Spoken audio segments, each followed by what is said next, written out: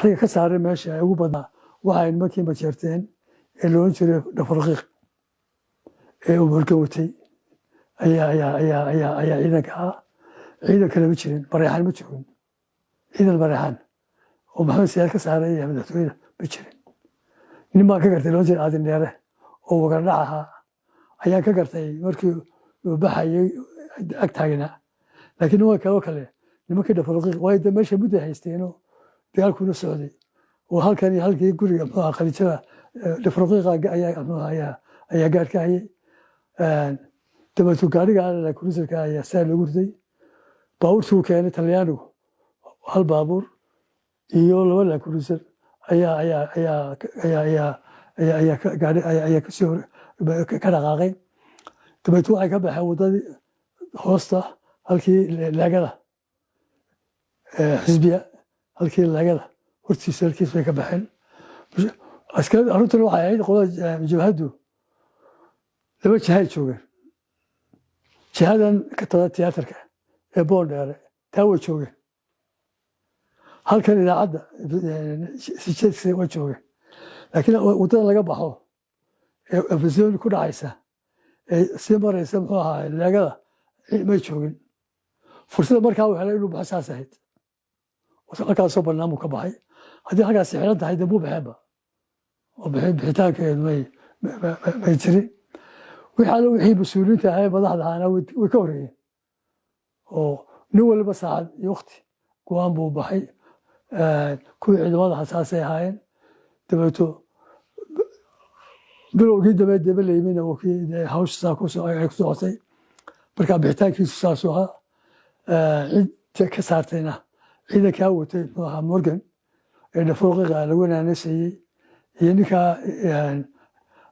wagardhaceed aadan dheere ayaa ka garanaya ciidanka wixii joogay dadka meesha joogaa labay ahaayeen waxay niman dee uun waxay aaminsan oo iska socdo oo aan dee lacag badan iyo lacag ku shaqayn iyo niman xilal iyo lacag hayo ninkan aan iyo hawshiisa jeclayn laakiin isagu jecel yahay isagu uu jecel yahay iyo niman badan oo isaga la shaqaynayo iska jeclaa inay la shaqeeyaan oo difaacayay oo laakiin asaga aanu jeclayn kuwa isagu jeclaa way baxeenba ee madaxda ma soo hadhinba ama ha noqdaan ciidan ama ha noqdaan waa baxeen waxaa ku soo hadhay intii yareyd ee isaga madaxweyne u aaminsanaa intooda badina aanay wax dhaqaala aanan 20 sane kacaanka aan ka helin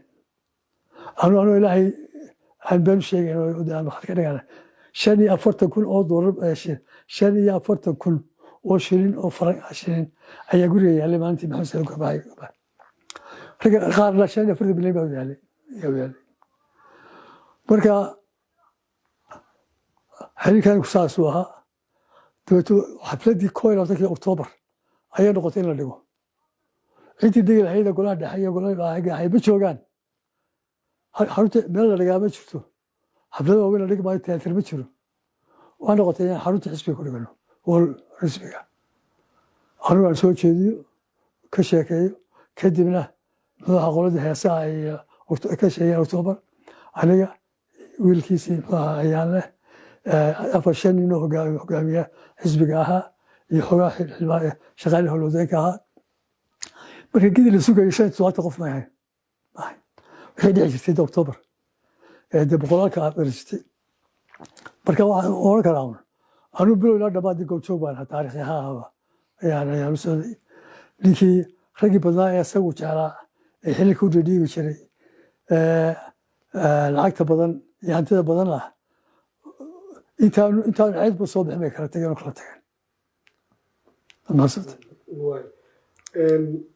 siyaad barre nin nacaa ayuu ahaa haddaad tilmaamto shakhsiyadda uu lahaa siyaad barre maxaad ku tilmaami lahayd sababaha burburiyo xukunkiisana maxay ahayd waxay la tahay xukunku dowladda isagoo de nin ciidan ah oo de taliya ciidan ahaa oo aan kursiga lagu siinin hadiyad ayuu ahaa xukunkuna wuxuu leeyahay wax kasta oo marka adiga kuu dana ayma xalaala wax kastoo adiga kaa soo horjeeda waa xaaraan wax kastoo adiga kaa kula jira waa dad fiican wax kastoo kaa soo horjeedaana waa dad xun waa falsafad caama markaas isagu dee koos buu ka mid ahaa dee si waxayba soo degayne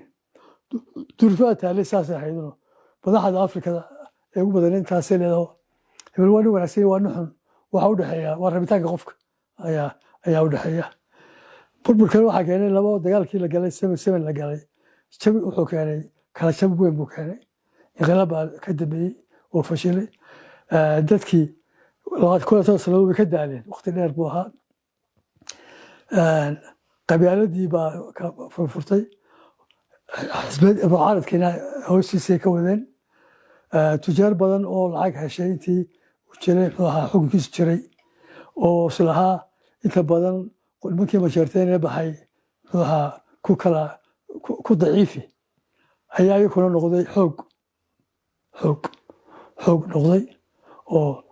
waxay dee cid baa la dagaalamayay cidna waa laga horgeynayay markaa xoog labaad oo dhisan oo labaad ayay noqotay burburkan waxaa keenaya dee wax kasta oo waqtigiisa uu leeyahay saacaddii ilaahay karto ma dhaafayo laakiin sababahu waxa weeyaan dee xukunkii baa tegeyba oo maalinta iminka maalin ugu dambeysay dee baanaka soomaaliya muqdisho dee lacagi mool circular check baa yaalay circular check ayaa lagu kala qaadanaya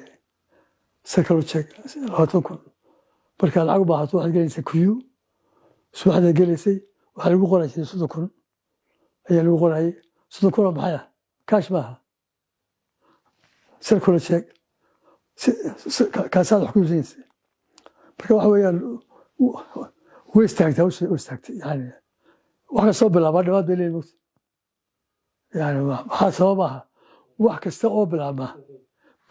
bilow kastoo aragtaa dhammaad buu leeyahay